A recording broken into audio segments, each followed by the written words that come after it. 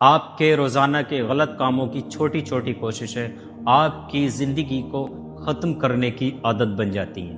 آج میں اس ٹاپک پر بات کرنے والا ہوں جسے انسان کر کے اپنے خود ہوش میں نہیں رہتا ہے، اور جسے کہتے ہیں نشہ۔ کسی بھی طرح کا نشہ شروع ہوتا ہے مذاق سے۔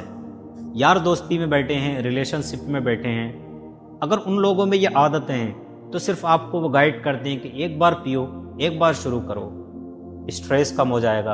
ایگزامپل بھی دیتے ہیں کہ سارے لوگ ایسا کرتے ہیں، اگر آپ کر لیں گے تو کیا ہو جائے گا۔ سوچو، جس چیز سے تم ریلیکس ہونا چاہتے ہو وہی چیز تمہیں اندر سے کھوکھلا کر رہی ہے۔ نشہ تم سے تمہاری سوچ چھین لیتا ہے، سیلف ریسپیکٹ چھین لیتا ہے، فیوچر چھین لیتا ہے، اور آخر میں تمہیں صرف اکیلا چھوڑ دیتا ہے۔ انسان کو نشے کی لت کیوں لگتی ہے؟ اس کی کچھ خاص 4 وجہ ہوتی ہیں۔ پہلی، ڈوپامین کا کھیل۔ انسان جب نشہ کرتا ہے تو اس کا دماغ ایک ڈوپامین نام کا ایک کیمیکل ریلیز کرتا ہے، اور دماغ بار بار اس خوشی کو پانے کے لیے نشے کی مانگ کرتا ہے۔ دوسرا، اسٹریس اور ڈپریشن۔ انسان جب پریشانیوں سے بھاگنا چاہتا ہے تو وہ نشے کو اپنا ایک صحیح راستہ سمجھ لیتا ہے۔ تیسرا، پیر پریشر۔ لوگوں میں شامل ہونے یا دکھاوا کرنے کے لیے لوگ نشہ شروع کرتے ہیں۔ چوتھا، جینیٹکس۔ اس کا مطلب ہوتا ہے کہ انسان کی وہ کوالٹیز جو انسان کو اپنے ماں باپ یا خاندان سے ملتی ہیں۔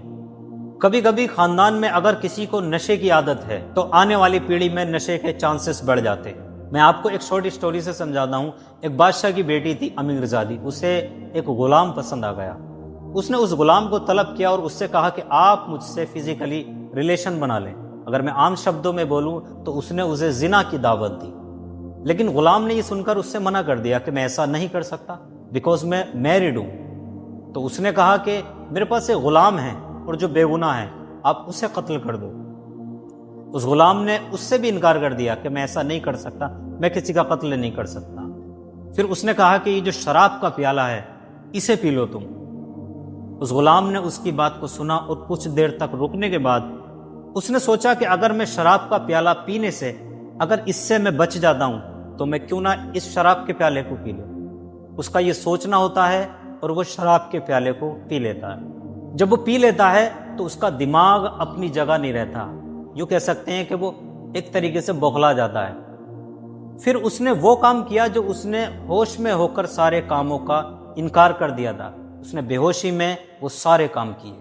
آخری بات، میری اس بات کا پورا نچوڑ، نشہ ایک ایسی دشا ہے، اسٹیٹ ہے جو انسان کے شریر اور دماغ کے کام کرنے کے طریقے کو بدل دیتی ہے۔ جب یہ آپ کے دماغ پر حاوی ہو جاتا ہے تو آپ وہ کچھ کرتے ہیں جو آپ ہوش میں رہ کر انکار کرتے ہیں۔